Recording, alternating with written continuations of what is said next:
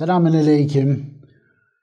So we can better understand how precious it is to have real iman, we're reading about the life of our Prophet, Rasûlullah. Before I continue, I have an important subject from the book Ethics of Islam that we should talk about. It's about following the desires of the nafs. Nafs are a malignant force in man which wants to harm itself religiously and go to hell. The seventh of the maladies of the heart is to indulge in the appetite, shahwat, or desires or pleasures of the nafs. Ugliness of these types of actions of the nafs is clearly communicated in the ayats of the Quran al-Karim. Furthermore, it is also communicated in the Quran that following the desires of the nafs causes one to depart from the path of Allah Ta'ala. For the nafs always wants to deny the existence of Allah Ta'ala and to be intransigent or to rebel against Allah Ta'ala. Let's continue. When our Prophet rubbed his hands on the sheep, at that moment the udder was filled with milk and started to flow. They immediately brought a bowl and filled it. He first offered the milk to Ma'bad. After she had drunk, he gave it to Hadrat Abu Bakr and others and made them drink until they were full.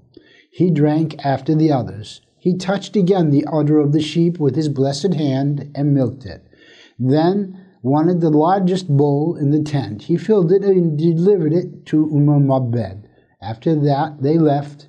The husband of Ma'bad came and saw the milk. He rejoiced.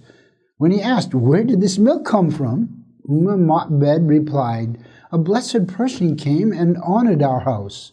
What you see is the results of his benevolence." He asked, "Will you describe him? What does he look like?"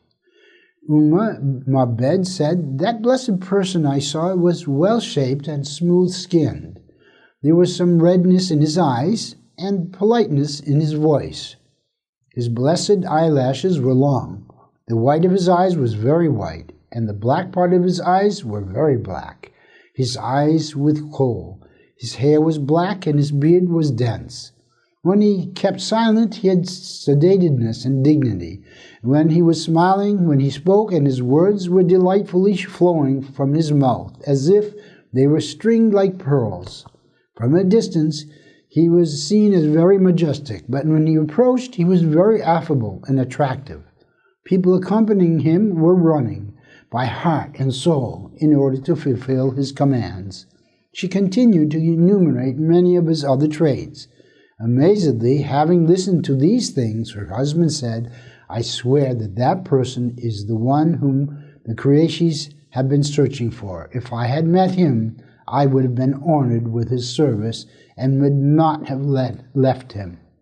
According to a report, that sheep had lived for 18 more years.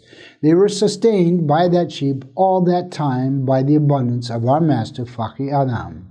Ma'bad's husband went to follow our master Rasûlullah, caught up with them at Rim Valley and became Muslim. Ma'bad also became Muslim. Wa alaikum salam.